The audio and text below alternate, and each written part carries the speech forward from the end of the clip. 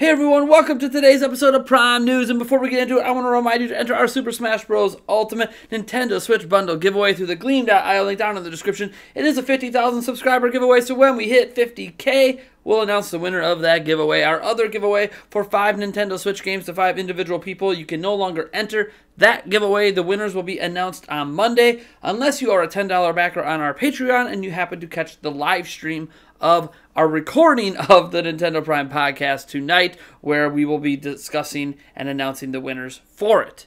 That being said, let's get into the news.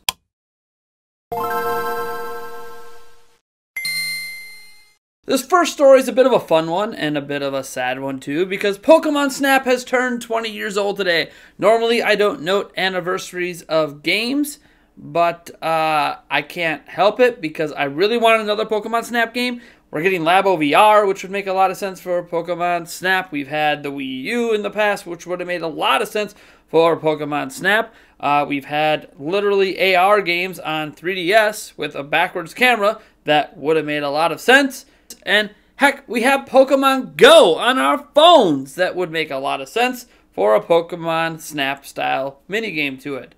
Unfortunately, the Pokemon Company obviously disagrees, and we have not seen a Pokemon Snap game in 20 years.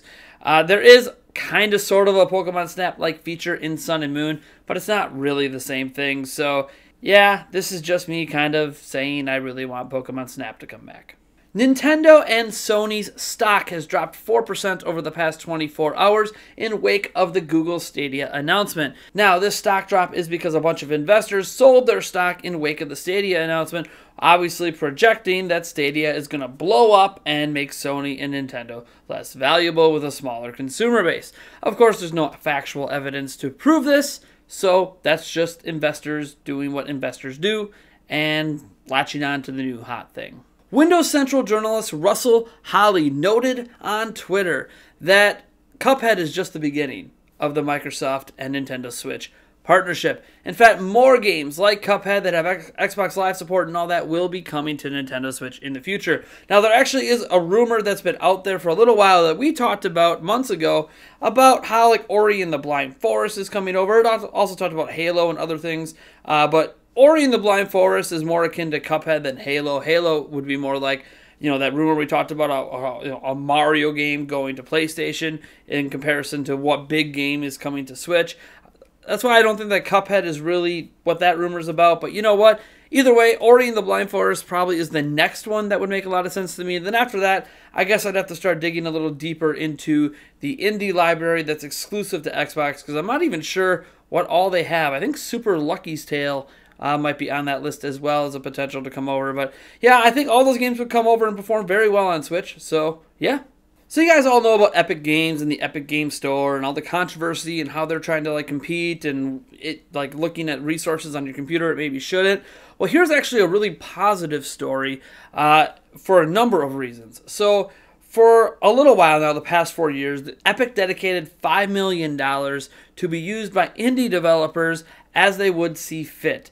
And essentially, they didn't have to pay this money back, and it could just be used to develop their games and what have you. Well, they have now re-upped that plan yet again. We don't know for how many years, but they are pledging $100 million. And they are allowing developers to take as low as $5,000 and up to $500,000 in funding to help indie developers create their games. Now, there is an application you have to go through, and any request that's over $25,000 has to show a roadmap, and they do say that roadmap can obviously change and obviously a more exact expense, so they know that the money's actually going to be used properly, and these developers aren't just going to pocket it when you're getting that kind of money. It is interesting though. If I apply for and say I'm an indie developer, can I just apply for $20,000 and have them not ask any questions? I don't know. Obviously, there's probably some more exact details that go into it, but they're not going to tell you how to spend your money. They're not going to ask for the money back if your game fails to come out. What they are looking to do is just really fund forward the indie community. I mean, you might say, what is the catch? Is there a catch? It really doesn't appear to be. They don't expect you to pay back the money. In fact, they don't want you to pay back the money. It's basically a grant. They're just giving you that money.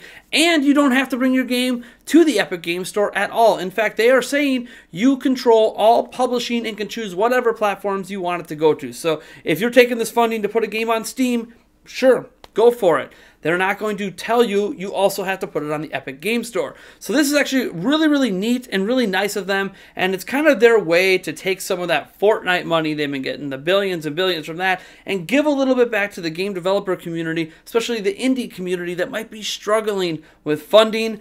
Obviously, there's going to be some indie developers that end up just taking the money and running.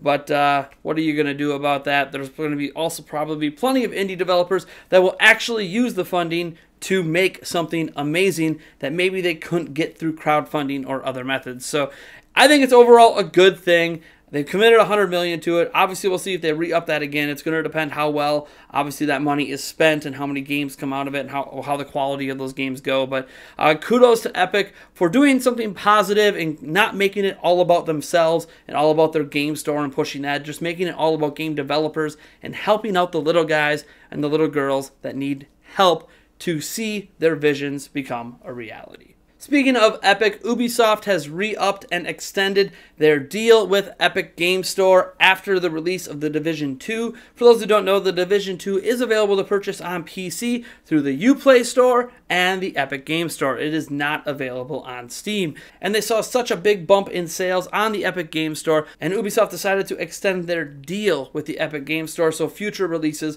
will also be on the Epic Game Store in addition to Uplay. This isn't a replacement for Uplay, so no, you're not required to use the Epic Game Store in order to play Ubisoft's games. You could just go to the Uplay Store and play them that way. That being said, they're also going to put a bunch of Ubisoft's back catalog games in Epic Games' free library of games moving forward. Basically, every single month, just like you see on Xbox Live and Nintendo Switch Online Service and PlayStation Network, they're going to be releasing these free games for people to play through the Epic Game Store, and back catalog Ubisoft games are now going to be part of that. So I think this is pretty cool for people who do use the Epic Game Store. If you are using it, I have not used it yet, but if they ever fix their Epic Game Store app, I might be willing to give it a shot. But hey, at least the games aren't exclusive there. You can still get them on the Uplay Store. That might upset some Steam people because Ubisoft famously pulled their games off of Steam for the Uplay Store, so obviously there is some money being exchanged here, and I'm sure Ubisoft is getting a nice little check from Epic Game Store. Interestingly enough, Steam's not standing still entirely. While they're not going to go after exclusive games, they are releasing a major update soon that's essentially going to affect your game library list on Steam and make it more user-friendly. You can now group things together and categorize them kind of in a folder-like system, but it looks all nice, and apparently there'll be game suggestions based on your categories and games you bought that should help bring some of the cream to the top. I guess that's just Steam trying to fix a problem they created, but hey, you know what? Steam's improving their services. Epic is focused on getting content. Very different approaches. We'll see who wins in the end. I mean, Steam's obviously way in the lead, but we'll see in a decade or now if either one of these stores are even still around.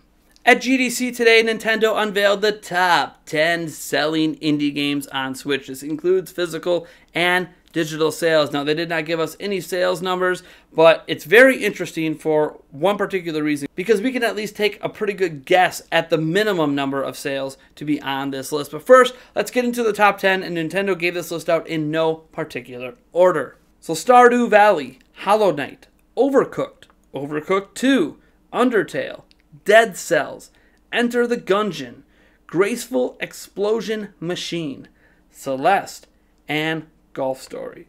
Now, we do know that these titles probably moved over 400, if not over 500,000 units, because last year when this list came out, Yacht Club Games announced that Shovel Knight, that was on this list, had sold 370,000 units on Nintendo Switch. And with that being bumped off, that means everything on this list has sold at least 370,000, if not more. And assuming that Shovel Knight has been able to add on some sales over the past year, that really puts my assumption that games sold 400, 500,000 or more. There's probably some million sellers on this list, if we're being completely honest. And that is just great news for indie developers and continues to show how strong of a platform Nintendo Switch is for indie games to sell well. All I have to say is if you are an indie developer and you are not considering bringing your game to Nintendo Switch, What's wrong with you? At GDC today, NVIDIA unveiled some more interesting things about their RTX technology, which is built into their latest GPUs, the 2060, the 2070, the 2080, the 2080 Ti, not the 1660. That doesn't have RTX, but all the 20 series cards do. And RTX, for those who don't know, is real-time ray tracing. It just creates more realistic physics, more realistic lighting, shadows, bump mapping, a whole bunch of crazy stuff, right? It does a bunch of things that have kind of been able to exist, but ray tracing really wasn't something you saw on the consumer end. It was usually used in more scientific methods of math and stuff like that. Well, here's the deal. They took RTX and they used it in a way to remaster Quake II. And let me just say, it looks good.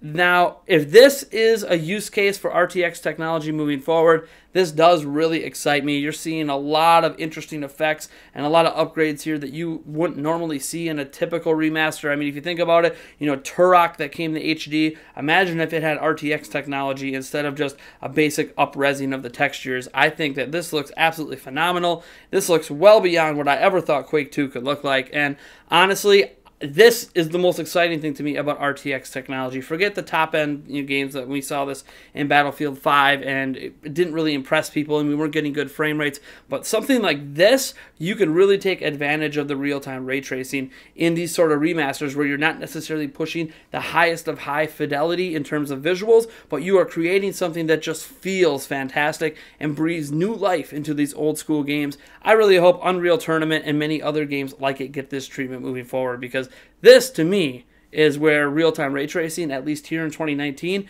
could really thrive. We finally have some details on Google Stadia, details that consumers would like to know. This was obviously brought to attention by Google in an interview simply because they understand that consumers out there have been asking questions that weren't answered at GDC, at least in their keynote speech. And that is, what kind of internet do we need to even enjoy this experience? While they're not talking pricing right now, we now know. They did state that their preferred internet connection includes 25 megabyte download to enjoy 1080p at 60 FPS. Now, they did say they actually have tested it down to 20 megabytes and they were able to get 1080p 60, but they wanted to give themselves a 5 megabyte buffer in there just because ISP connections aren't exactly always running at exactly 25 megs. Now, if you want 4K 60, you need 30 meg download, so only 5 more. That's very, very interesting. Now, they did say the lowest resolution their servers will go is 720, and that's for everyone that's below 20. So basically, if you're between 5 and 20, that's what you're going to get at 720. I think if you're below 5, you're not going to get anything. They didn't actually clarify how low of an internet you can go to use their service. They just said anything under 25 is going to be at 720p. Now, they have sent out 100 dev kits so far to various developers, and they said that they have thousands of potential projects in the works for the system, be it games or other programs. And on top of that, they did announce that they will be unveiling a massive and impressive game library for this platform in June.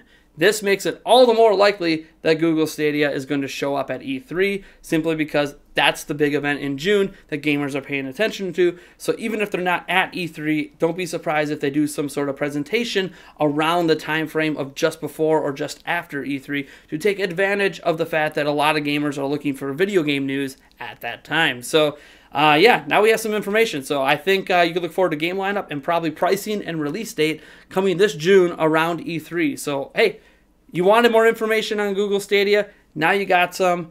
Now we just need to actually test it out ourselves to see if these claims are actually true. And for our last story of the day, I just want to say happy birthday to Yuboto Umetsu. I probably butchered the name. I really apologize. He is the primary composer for the Final Fantasy series, and he turned 60 today. Now, normally you just say happy birthday and move on, but it is notable that he's actually on, well, a hiatus, I guess is the best way to put it, due to physical ailments and health issues. We're not exactly sure what all the health issues are, but I wish you well, sir. I hope you have a speedy recovery from whatever you are suffering from and can come back and at least give, yourself, if you would like to, and other gamers another round of Final Fantasy goodness, or one of your many other projects you worked on. A notable one for us is the Wii game, The Last Story. He also composed music for that, so he is one of the most renowned and world-famous composers in all of gaming, And happy birthday to you, sir, and I wish you good health in the future. And that's going to do it for today's episode of Prime News. I hope I was informative and quick and got all this news to you. We had a lot of stuff to cover today. Happy Friday to everyone. I love your faces, and I'll see you in the next video.